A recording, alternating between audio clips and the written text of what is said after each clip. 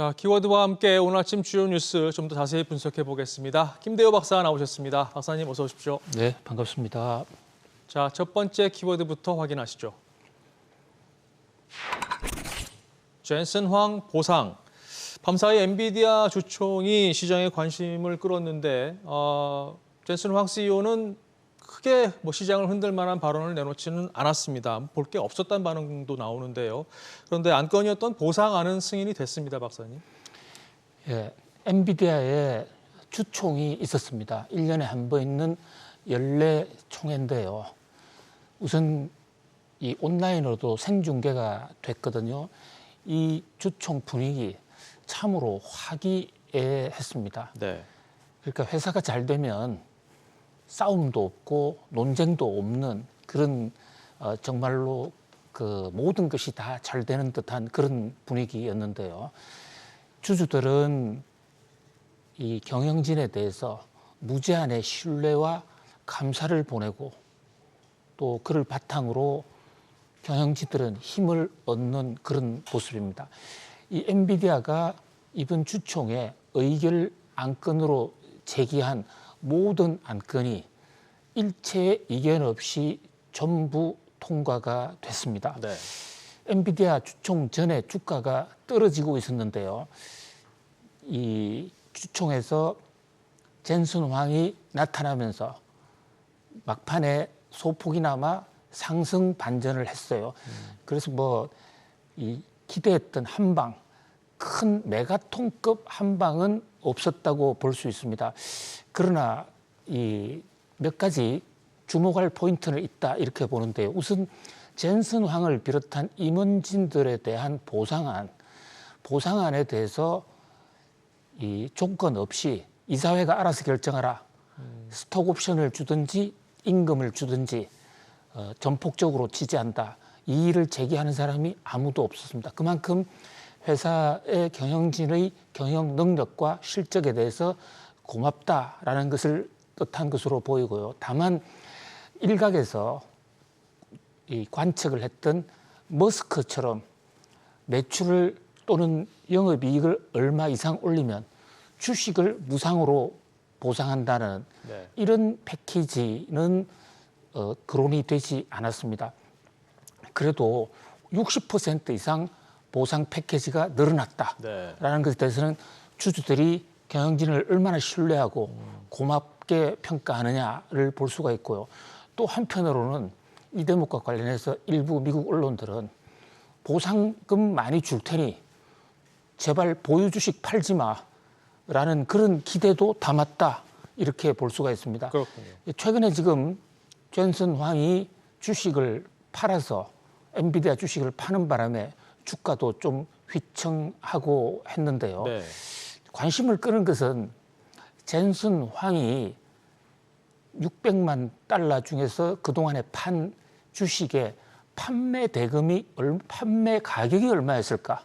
그러니까 젠슨 황은 엔비디아 주가가 어느 정도 올라가면 이것을 고점이라고 생각하고 파는 것일까? 물론 주식을 사고 파는 데는 시세뿐만 아니라 다른 자기 개인적인 자금 사정, 수요 공급 이런 것도 있겠습니다만은 네. 그러나 시장의 관심은 젠슨 황은 엔비디아 주가 얼마에 팔았느냐라는 대목이었거든요. 그렇죠. 그런데 여기서 131달러로 확인이 됐어요. 131달러는 현재 엔비디아 주가 120달러 정도 수준이지 않습니까? 네. 그보다도 좀 높은 수준이다. 그런데 이건 거꾸로 얘기하면 주가가 130달러가 하나의 어떤 저항선이 될 수도 있다. 130달러 올라가면 많은 사람들이 젠슨 황을 따라서 젠슨 황의 판단에 따라서 주식을 내다 팔 수 있다. 이런 의견이 좀 나온 점, 이런 점이 좀 주목을 네. 끌었고요. 또 한 가지는 젠슨 황이 좀 이례적으로 경쟁자 얘기를 많이 했습니다. 네. 그러니까 주주들이 질문이 다른 데가 반 엔비디아 동맹을 맺고 쫓아온다는데 괜찮겠느냐? 네. 이런 얘기 많이 했거든요. 이 대목에 대해서 경쟁이 상당히 심각하다라고 점을 시인을 했어요. 이런 점들이 주가에는 좀 부담이 된 것으로 보이는데 그러면서도 자신감을 표했고 특히 로봇 AI 쪽에 어떤 엄청난 구상을 하고 있다라는 것을 비췄는데 자세한 얘기는 하지 않았어요. 그러나 어쨌든 이 인공지능 AI에 국한하지 않고 이 GPU를 전방위적으로 확대해서 종합 GPU 회사로 성장할 뜻을 밝혔다. 뭐 이렇게 볼 수가 있겠습니다. 그렇군요. 자, 잘 되는 회사의 CEO가 존재감을 드러냈다. 이렇게 보시면 될 것 같습니다. 자, 다음 뉴스 키워드로 넘어가겠습니다. 마이크론 쇼크. 밤사이 장마감 뒤에 마이크론 테크놀로지가 실적을 발표했는데요. 앞서 전해드렸다시피 시장 예상치는 웃돌았습니다. 그런데 시간 외 거래에서는 주가가 큰 폭으로 떨어졌습니다. 기대가 너무 컸던 걸까요? 박사님 어떻게 보셨습니까? 예, 이 마이크론뿐만 아니라 요즘 AI나 반도체 관련 회사들의 이런 패턴이 자주 발견이 됩니다. 예상보다도 매출 또 주당 순위 EPS 시장 예상보다 조금씩 높았는데도 주가는 오히려 떨어지는 정도가 아니고 뭐 6%면 상당히 급락한 수준이죠. 그렇죠. 시간 외 시장에서 시간 외라는 게 거래가 마감이 된 한국 시간 새벽 5시에 실적을 발표했거든요.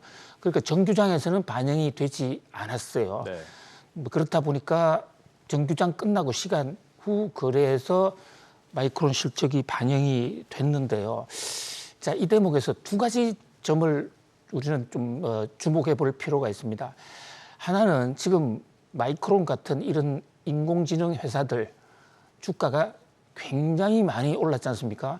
그래도 밸류에이션 부담이 큰데 그렇다면 실적이 좀 특히 이익이 좀 높아져야 PER 지수 같은 게 어느 정도 균형을 잡을 수 있다. 그런 면에서 지나간 실적보다는 네. 앞으로의 실적, 가이던스요. 예. 예, 앞으로 4분기는 어떻게 될 것이냐, 그 또 다음은 어떻게 될 것이냐, 거기에 대해 자신감이 좀 떨어져 있다. 이렇게 볼 수가 있고요. 또 하나 이번 나타난 3분기 실적에서도 몇 가지 투자자들의 좀 불만이 지적이 되고 있습니다. 네. 자, 이것은 영업이익률이라든지 이른바 마진, 외형은 좀 큰 것 같은데 그동안에 새 제품 개발하느라고 돈이 많이 들어서 그런지 투자 수익률이 생각보다는 좀 낮다. 보통은 이 시장에서 시장 예상치를 발표할 때 마진율까지 구체적으로 이렇게 크게 이슈가 되지 않는데 네. 지금 워낙 주가가 많이 오르니까 그 대목까지도 세밀히 보고 있다. 이제 또 하나는 HBM 관련해서 엔비디아와의 관계가 굉장히 좋다라고 그동안에 많은 보도 자료를 내어왔었는데 네. 뭐 새로운 한방이 없었다는 거. 이제 또 하나는 낸드 플래시하고 D램 같은 경우에 시장에서는 가격이 굉장히 높아져 왔고 높아질 것이라고 기대했거든요. 그런데 이 대목에 대해서도 마이크론은 뭐 그렇게 확신을 갖지 못하는 그런 모습. 그래서 메모리 반도체가 서서히 잠을 깨고는 있습니다만은 그러나 아직까지 완전히 화락 무드까지 가기에는 좀 시간이 걸리는 거 아닌가, 시장은 이렇게 좀 우려하고 있는 것으로 보여집니다. 그렇군요. 자, 주가가 내일 또 이제 시장에 반영이 될 테니까 계속해서 지켜보셔야 되겠습니다. 다음 뉴스 키워드 보시겠습니다. 아마존 변신. 밤사이에 또 큰 기업 뉴스가 하나 나왔죠. 아마존이 시총 2조 달러 클럽에 가입을 했습니다. 그동안 눈에 잘 띄지 않았었던 것 같은데 조용히 하지만 굉장히 꾸준히 지금 올랐어요. 그렇습니다. 이 아마존의 그 약진이 뉴욕 증시에 아주 큰 화제가 됐습니다. 별다른 새로운 혁명적인 조처를 발표하지도 않았는데 그러니까요. 슬금슬금 주가가 오르더니 밤사이에는 드디어 시총 2조 달러를 넘어섰거든요. 네. 자, 2조 달러라는 금액도 엄청난 금액입니다. 우리나라 코스피 다 합친 금액보다도 시총이 더 많은 거예요. 네. 현재까지 뉴욕 증시에서 시총 2조 달러를 돌파한 회사들은 5개 회사입니다. 돌파한 시점을 기준으로 볼 때 애플이 제일 먼저 돌파했고요. 그다음에 마이크로소프트, 엔비디아, 구글, 아마존. 그런데 나머지 회사들은 우리가 왜 이렇게 주가가 높은지 대충 짐작이 가는데 네. 아마존은 이거 뭐 하는 회사야? 아마존은 우리가 물건 살 때 쇼핑 네. 이카머스로 주로 접촉을 많이 했는데 여기에 무슨 혁명이 있느냐 이렇게 의문을 제기할 수도 있겠지만 사실 아마존의 베조스는 인공지능과 관련해서 과거부터 큰 그림을 그려왔다 이렇게 볼 수가 있습니다. 아마존이라는 회사 자체는 변신의 변신을 거듭하는 그야말로 잠시도 가만히 있지 않은 회사라고 볼 수가 있는데요. 제일 처음에 원래 아마존의 베조스는 증권 시장에 그 프로그램 소프트웨어 만들던 분이었어요. 네. 그러다가 아마존 서점을 하지 않았습니까? 그렇죠. 책을 팔다가 그것을 모든 물건을 파는 이카머스 시장에 한 장을 열었었죠. 네. 그러면서 뭐 드론 배송 같은 이런 혁신을 했습니다마는 그 당시에 물건을 배송하고 물류 관리하는 데 바로 인공지능이 필요하다. 그래서 인공지능에 투자를 했고 특히 클라우드 서비스라는 것은 자신들이 어차피 물건을 판매 관리하는데 컴퓨터가 필요하니까 엄청난 서버를 늘리고 장착을 해서 다른 기업에 그 서비스를 해주면서 돈을 받는 거. 그러면서 최근에 AI 뭐 챗봇이라든지 생성형 지능도 많이 개발을 했습니다. 네. 그래서요 지금 인공지능 시대와 관련해서 가장 뜨는 기업들 지금 우리 엔비디아 주가가 많이 뜨지만 엔비디아는 사실 인공지능 그 자체라기보다도 인공지능에 필요한 반도체를 제공하는 것이고 네. 그 반도체를 가지고 이제 돈을 누가 벌게 될 텐데 1차적으로 돈을 벌게 될 업체가 바로 클라우드 서비스 업체입니다. 네. 예를 들어서 클라우드 서비스 업체는 마이크로소프트하고 구글 같은 회사가 있는데요. 이 클라우드 시장 점유율이 아마존이 1등이에요. 아, 그렇습니까? 그렇습니다. 그러니까 우리가 모르는 사이에 그렇군요. 아마존은 단순한 상품 회사를 상품 거래하는 이카머스 회사를 넘어서 이미 클라우드 회사의 최대 강자로까지 올라섰다. 그런 점에서 IT 기업들의 이 발빠른 변신, 특히 베조스의 변신이 아주 주목이 되는 그런 시총 2조 달러 돌파라고 할 수 있겠습니다. 그렇군요. 저희가 흔히들 아마존을 얘기할 때 전자상거래 기업 세계 최대라고 이렇게 얘기했는데 이제 더 이상 전자상거래 기업으로만 불러서는 안 될 것 같습니다. 예, 전자상거래도 물론 그렇죠. 하지만 하긴 하는데, 그것을 예. 인공지능과 연결을 하는 그런 어떤 변신의 변신을 거듭하고 있다 이렇게 볼 수 그렇군요. 있겠습니다. 네. 자, 다음 뉴스 키워드 보시죠. TV 토론.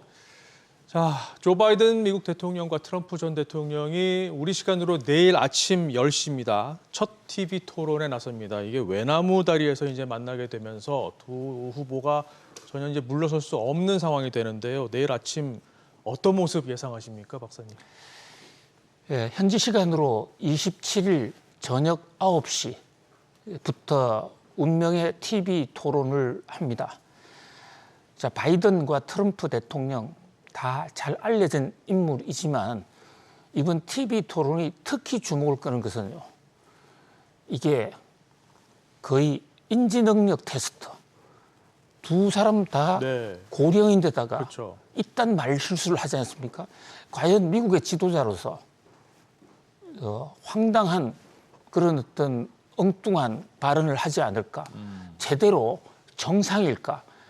하나의 정상화 테스트, 정상이냐 아니냐를 보는 아주 희귀한 TV 토론이 될 것 네. 같습니다.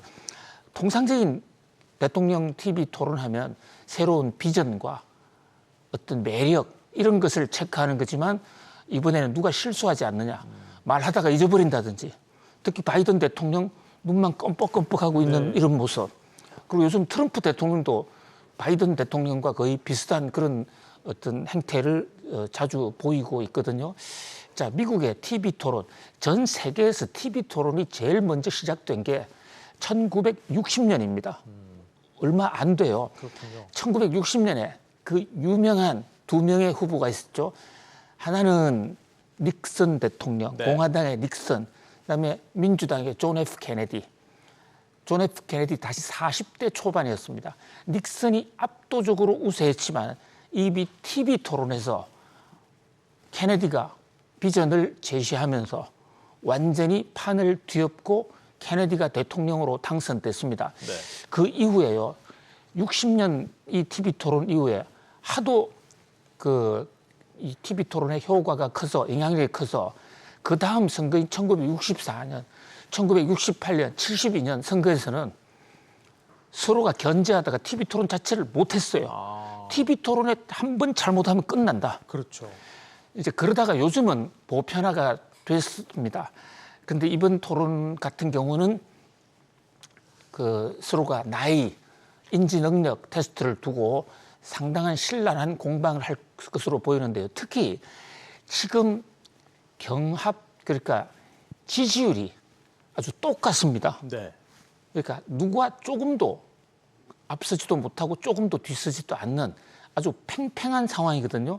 이런 상황에서의 성부수 TV 토론의 영향력은 매우 클 것으로 보이는데 우리가 관심을 끄는 것은 정책적인 면에서 본다면 이 인플레 책임론, 앞으로 또 미국 경제를 어떻게 해갈 것인가에 대한 어떤 앞으로 전기차 문제나 탄소 중립 정책, 국제 무역, 중국과의 관계 이런 것들이 주목을 끌고 있고요.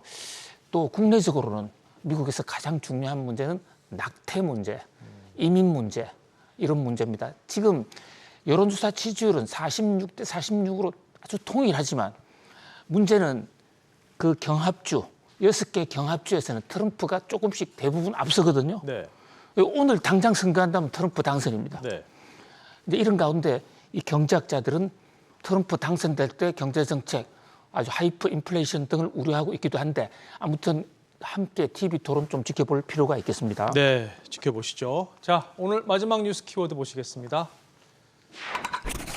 찌라시 공포. 야, 찌라시 뭐 출처불명의 정보지죠. 요즘 대기업들이 이 찌라시 때문에 상당히 골머리를 앓고 있다고 그러는데요. 근데 이게 문제는 지금 이게 주가에도 영향을 미친다는 거예요, 박사님.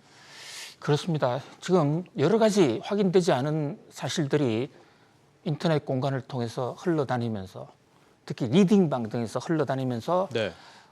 주가가 출렁출렁하고 있습니다.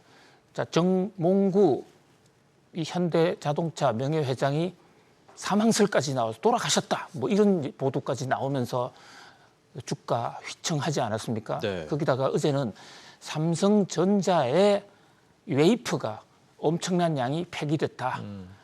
3나노 공정이 좀 여러 가지로 삼성전자가 애로를 겪고 있는 것은 사실이에요. 그러나 그렇게 찌라시에서 말하는 것처럼 엄청난 양이 폐기된 것은 아니다라고 삼성전자가 해명을 하고 있는데요. 어쨌든 지금은 언론을 통제하기가 사실 어려운 시대이기 때문에 이 찌라시에 나는 얘기도 대부분 언론에서 보도가 됩니다. 따라서 찌라시 의존도를 좀 일반 투자자들도 조금 낮출 필요가 있고요. 네. 또 기업에서도 이런 문제가 애당초 생기지 않도록 좀 시장과의 소통을 보다 더 적극적으로 사소한 일에도 시장에게 알리는 네. 그런 어떤 모습이 찌라시를 막는 첩경이 아닐까 하는 생각을 해봅니다. 맞습니다. 자, 오늘 짚어본 뉴스 키워드 다시 한번 보시죠. 젠슨 황 보상, 마이크론 쇼크, 아마존 변신, TV 토론, 그리고 찌라시 공포까지 짚어봤습니다. 박사님 오늘도 잘 들었습니다. 고맙습니다. 고맙습니다.